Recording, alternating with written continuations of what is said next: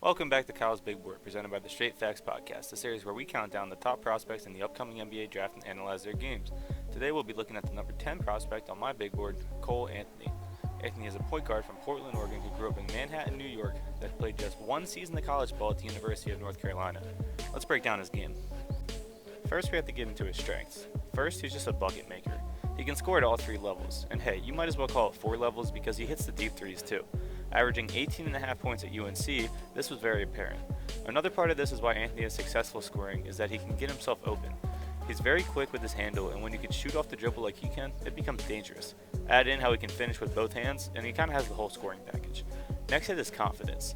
Watch one Cole Anthony game, and this will be apparent to you within the first half. He's got that "I'm the best player on the floor" mentality.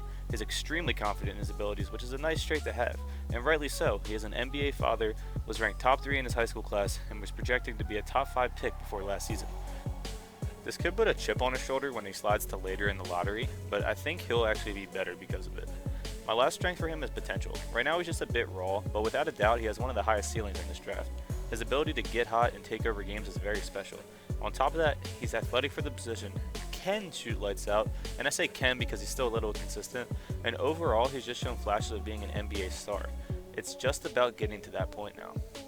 Now let's move on to his weaknesses. First for me is the threat of being a one-dimensional player. This is the biggest risk factor when it comes to drafting Cole Anthony for me. We know he's an elite scorer and a good dribbler, but 1, he's not a great passer, and 2, at an average height and below average wingspan, Anthony might be a liability on defense anytime he's forced into switches. He needs to become a more well-rounded player because there's no room in the league for a point guard where 90% of their entire skill set revolves around just scoring.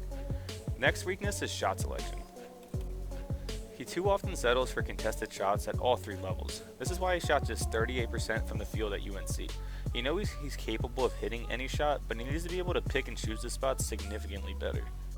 Now let's move into an NBA comparison. For Cole Anthony, it's kind of tough because I see him as like a culmination of a lot of players, but one guy that's a really fit comparison for him is Jamal Murray. We saw Murray's ability to take over a game significantly with the 3 balls in this past playoffs. This is something Cole Anthony does well, and can hit the deep ones, step back ones, and the contested shots just like Murray can. Add in their athleticism to the mix, and you can see the similarities between him and Murray.